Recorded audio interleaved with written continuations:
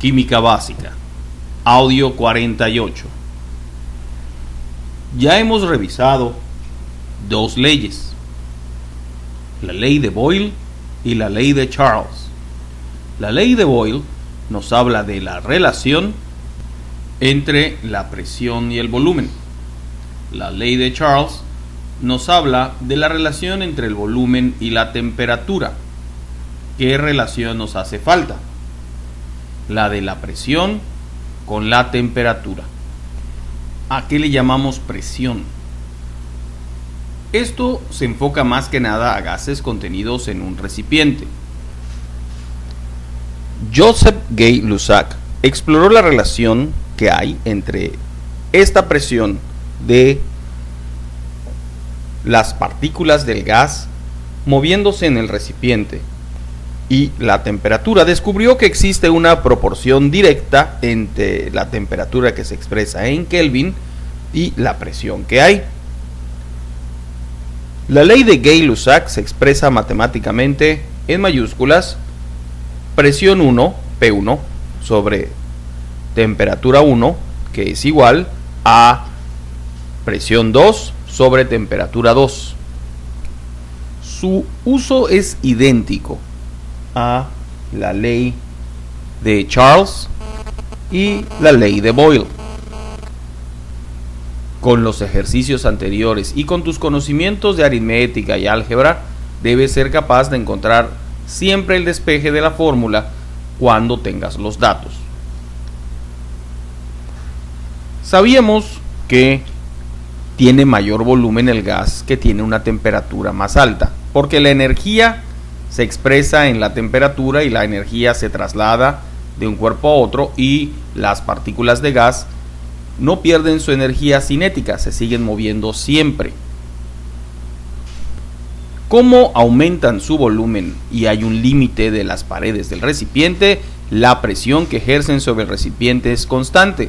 Por eso, si tú con un soplete calientas a un tanque de gas, la explosión va a ser total, porque las paredes del tanque de gas tienen una cierta resistencia a quebrarse. Mientras tanto, la presión, porque la temperatura, porque la energía cinética de las partículas aumenta, se va acumulando en las paredes del recipiente, no se expresa. Ya creció la temperatura, ya creció la energía, y por lo tanto emiten toda esta energía hacia las paredes del recipiente hasta que lo logran hacer estallar. Se requiere mucha energía para hacer que un cilindro de gas reviente. Por lo tanto, revienta en una forma demasiado peligrosa. Por lo tanto, nunca hay que calentar un cilindro de ningún tipo. Si tiene un gas adentro, este gas ha entrado bajándole la temperatura y no presionando al recipiente. Si lo calientas, vas a hacer que estalle. En realidad, al estallar, recupera el volumen que ya debería tener gracias a la temperatura. Vamos a pensar que ya tenemos en un tanque una presión de 3.20 atmósferas a 22 centígrados. Si le aumentamos a 60 grados centígrados, ¿qué presión quedaría? Tenemos P1, T1 y T2. 3.2, 22 y 60, y nos falta P2. Calcúlalo. Recuerda todos los pasos anteriores, porque algunos de ellos vuelven a aplicarse en este proceso, tanto de conversiones como de traslados en la ecuación.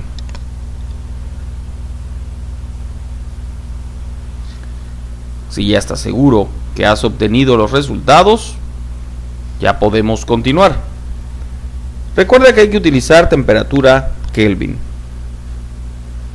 Nosotros teníamos 273 más las temperaturas centígradas.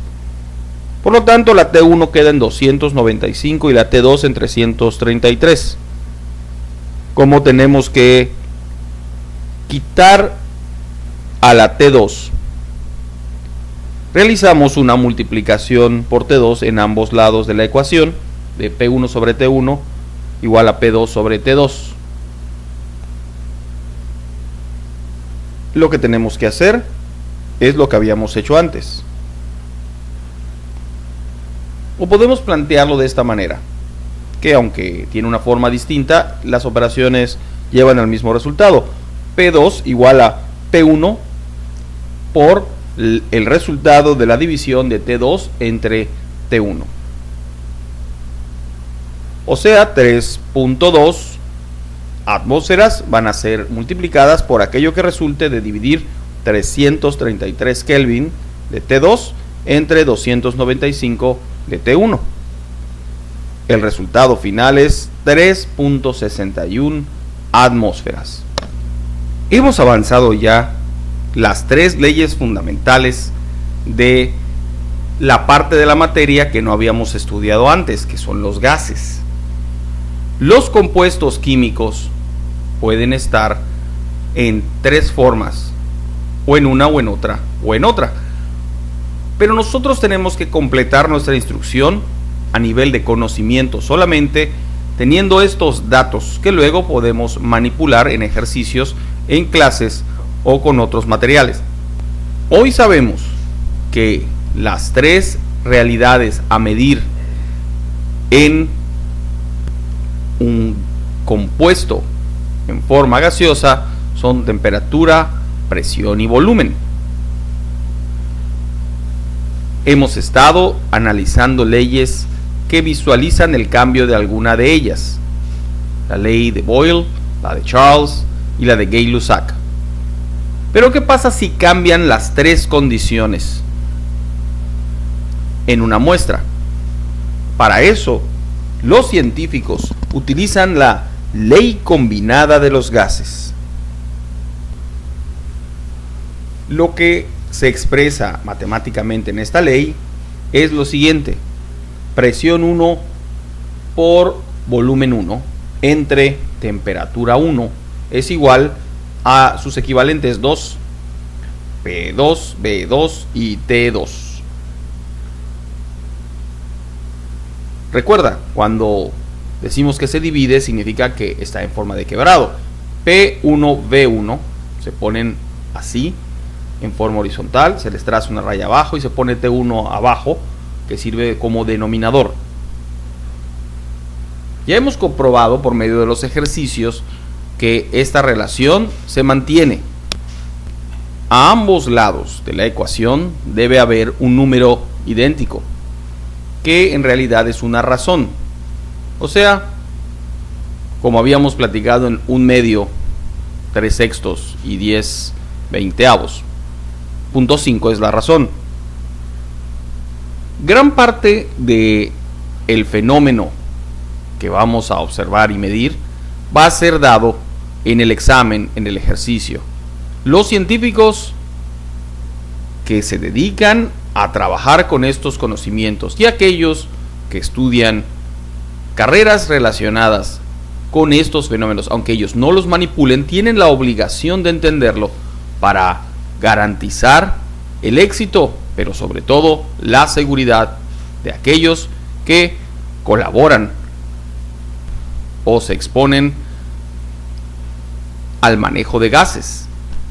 Un pequeño esfuerzo de nuestra parte en el momento de aprender esto puede ayudar en el futuro a lograr tener la eficiencia necesaria y la responsabilidad completa para garantizar que los demás vivan una vida completa y organizada. Como estudiantes, no necesariamente esto es algo que nos guste, si no estamos inclinados a la química. Además, nuestros procesos matemáticos en la mente resultan un poco enredosos si no tuvimos una buena base en nuestros estudios previos.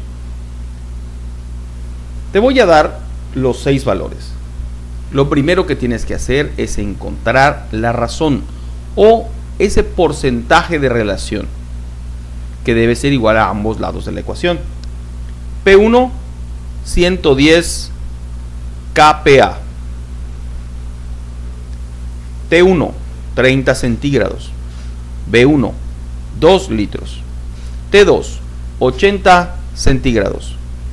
P2, 440 PA y V2 0.58 litros. Realiza las operaciones y demuestra que la razón es idéntica a ambos lados.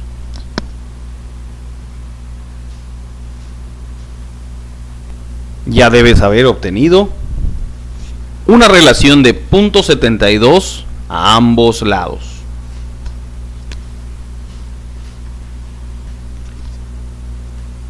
Quienes quieren pasar un examen sin comprender mucho, quizá no están tan interesados en resolver este tipo de razonamientos, pero esos son razonamientos para que te des cuenta de cómo se establece esta relación de proporcionalidad.